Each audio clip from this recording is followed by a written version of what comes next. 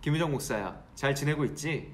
우리가 벌써 슬기로운 신앙생활이라는 주제로 5번째 시간을 가지고 있는데, 오늘 슬기로운 신앙생활은 선택에서 우리의 직업과 전공, 특별히 우리 20대 청년들에게 사랑을 제외하고 가장 많이 주제로서 올리게 되는 이야기들을 다뤄보려고 해.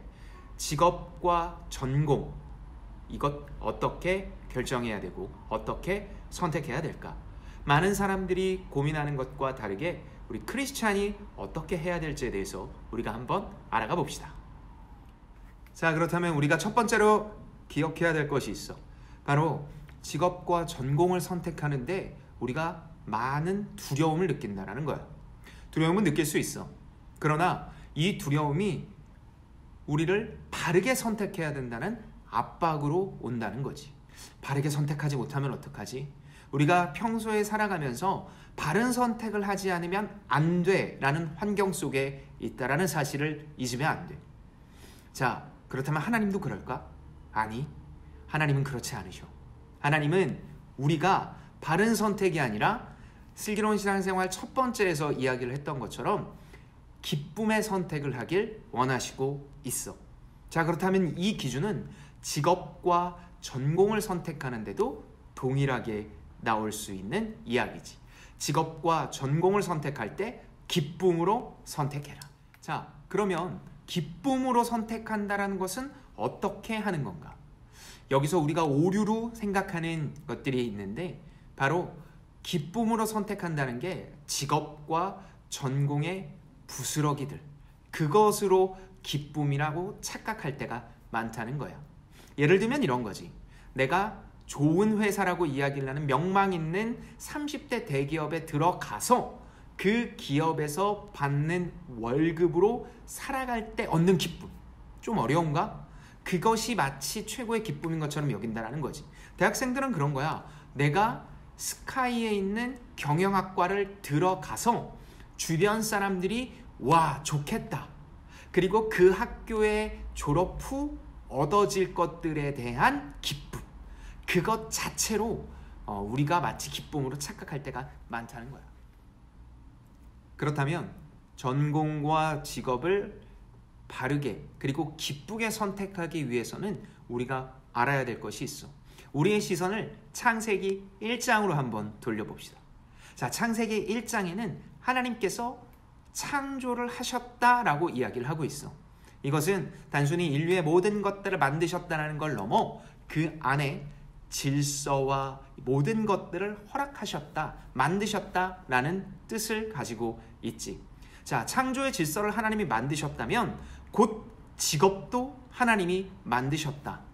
그 당시에 하나님께서 목사를 만드셨습니까? 그 당시에 하나님께서 디자인을 만드셨습니까? 라고 이야기를 하는 것이 아니라 이 직업에 관련된 목적과 방향도 이미 그때부터 하나님께서 다 창조의 계획 안에 넣으셨다라는 것이 바로 우리가 가져야 할 생각이라고 할 수 있어. 자, 직업의 목적도 하나님이 만드셨고, 그리고 하나님께서 인도하고 계신다라는 생각, 우리가 가장 먼저 가져야 될 생각이지. 하나님이 이렇게 심겨놓으신 직업에 관한 목적, 그러니까 그 원초적인 목적이 이제는 좋아야 돼. 원초적인 목적. 예를 들면 그런 거야.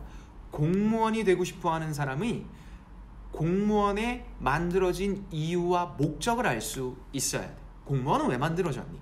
공무원이란 직업이 만들어진 이유는 대민이라고 이야기를 하는 이 백성들이 나라의 것들을 잘 이용하고 편리를 돕기 위해서요. 그러니까 사람과의 만남에 있어서 어려움이 없는 사람이 주로 공무원에 해야 되는 것이 맞겠지. 또 바리스타라면 커피가 좋아야 돼.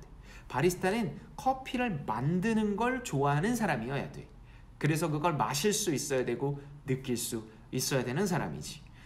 참고로 목사님처럼 커피를 마시지 못하는 사람은 아무리 커피가 좋다고 해도 바리스타가 될 수 없는 것과 마찬가지지. 잊지 마.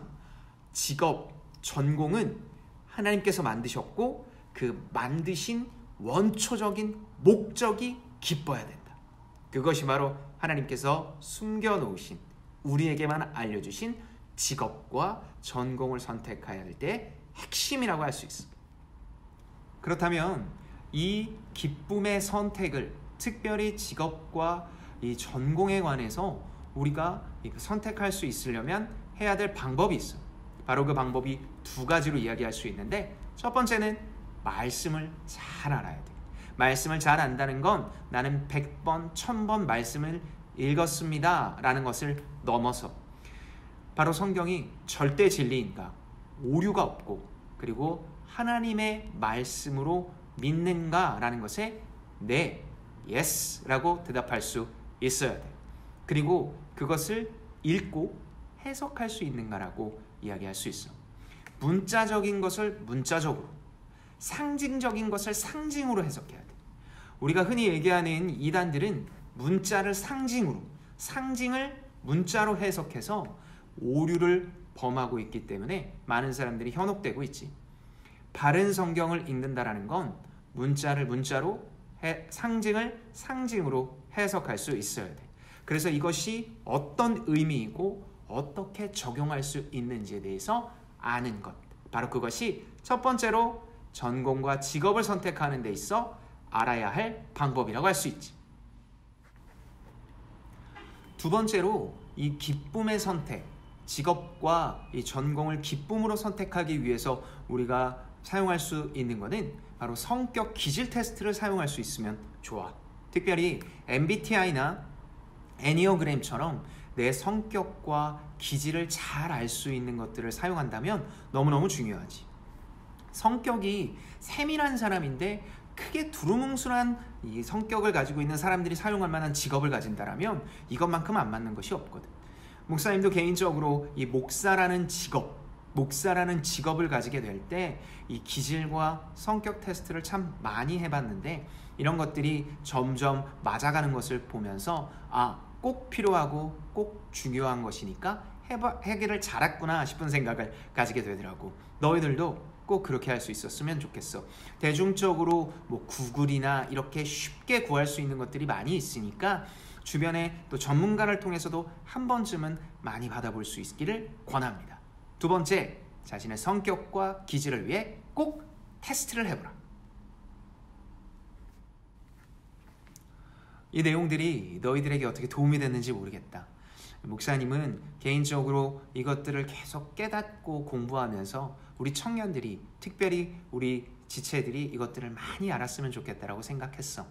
좀 더 깊이 알고 싶다면 늘 급한 일로 쫓기는 삶 후반부의 내용과 풍성한 삶의 기초와 초대, 그리고 월요일의 그리스도인이라는 책을 참고한다면 너희들에게 너무 좋을 것 같아. 틈틈이 시간 날 때마다 읽는다면 20대 청년들에게는 이 처음에 시작을 하는 좋은 발걸음이, 30대 청년들에게는 그 이후에 어떤 결정을 내릴 때 다시 한번 좋은 기준이 되는 시간이 될 테니 이것들 잊지 말고 잘 했으면 좋겠다. 자, 우리 6번째 시간에 또 만나도록 할게요. 안녕.